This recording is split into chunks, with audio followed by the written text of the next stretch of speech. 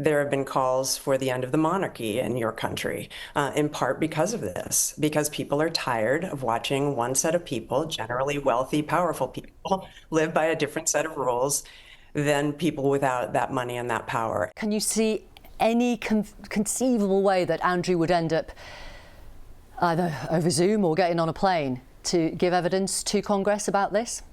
Well, clearly the only way he will is if the king makes him. We're going to welcome back to Newsnight the co-author of Virginia Giuffre's memoir, Amy Wallace. Virginia Giuffre claimed in her book, Nobody's Child, that she was forced to have sex with Andrew 3 times. Andrew denies any wrongdoing. Amy Wallace, welcome back to Newsnight. Thank you for being with us and talking to our audience. Thank you for having me. What do you make of this intervention, this statement from the King? I think it's hugely significant. For the first time, the royal family has not just said, our hearts and minds are with the victims. They have said there is specific conduct on the part of the ex-prince that they support the police looking into and that they will help. They will help with that. That's huge. Whether they mean sexual trafficking or whether they mean leaking, trade envoy secrets to Jeffrey Epstein, I don't know. But it is a huge development. And when you consider that it is reported that Charles and Andrew's mother, Queen Elizabeth, reportedly helped Andrew with the $12 million bill, which was paid to Virginia Giuffre, it is quite an extraordinary turnaround by this current monarch, isn't it? Absolutely. And I think it's because the British people, the American people, people around the world who I'm hearing from are angry, and they're making that clear. There have been calls for the end of the monarchy in your country, in part because of this, because people are tired of watching one set of people, generally wealthy, powerful people, live by a different set of rules than people without that money and that power. And in fact, what makes them really angry is that those people, many of them in the files, were hurting, raping, and abusing young girls. So it's huge. It's huge. And it's clearly in response to pressure, but hey, I'll take it. On the point about the future of the monarchy, I want you to, you've probably heard it already, I want to play it to our audience.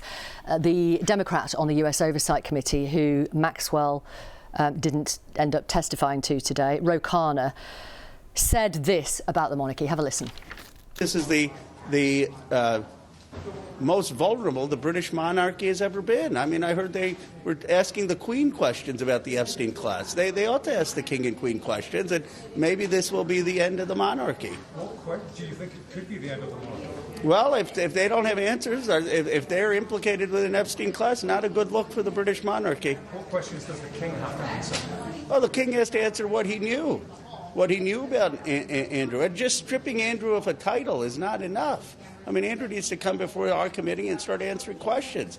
I mean, look, if you have allegations of raping a young girl, I don't think the appropriate punishment is you no longer get to be a prince. There's got to be more than that.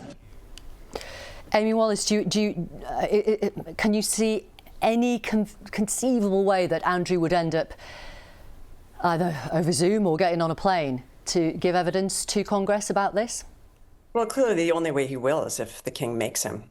I mean, he's been asked before to help, and he has not done so. Not just before the Oversight Committee, but earlier when the FBI was investigating, they asked him to help. He said he would, he did not. Presumably that is much like Ghislaine Maxwell did today, taking the fifth. I don't want to say anything incriminating about myself. But the thing is, he's the father of 2 daughters who are basically the same age as Virginia Giuffre was when she was abused by him. And he could come forward, if he is not guilty of wrongdoing, which he has always asserted, then come forward and say what else you saw on the island, in the mansions, on the jets. And who else did you see? What did you see go on? How did the sex trafficking ring work? And that would be a common decency for him to come forward and do that. And he has not done so. And clearly he's not going to on his own volition. So the question is, will somebody make him? And is there enough pressure on the monarchy continuing as Ro Khanna and Thomas Massie are the congressmen who've been like a battering ram here in the United States. They are the ones who pushed forward the Epstein Transparency Act, which has been terribly mishandled. It took them a long time to release all of these documents. Then they released them. They released the names of survivors many times who they had promised to protect, and they did not release all of the names. Men writing horrible emails about your littlest girl was so naughty tonight, but they redact the name of the sender of that email. So these things only change when there is pressure. And I'm hoping that what the king has done today indicates that the pressure, they're feeling the pressure. The heat has gone up, and it's actually working in the UK. But we have yet to have that here. I want to ask you finally about Ghislaine Maxwell exercising her right to silence today, and also her lawyer saying this today. Ms. Maxwell is prepared to speak fully and honestly if granted clemency by President Trump. What do you make of that? Well, she's still wheeling and dealing. She has no remorse. Remember, she is a sex trafficker convicted. She did not just keep the date book for Epstein. She abused these girls herself. So she's guilty. There's no question of that. And she just keeps asking to be let off the hook in order to speak and to speak up and be, again, to be commonly decent. The president of the United States could end this right now by announcing right now that he will not consider pardoning her. That is what needs to happen next, because until he does, she's not going to cooperate with anyone.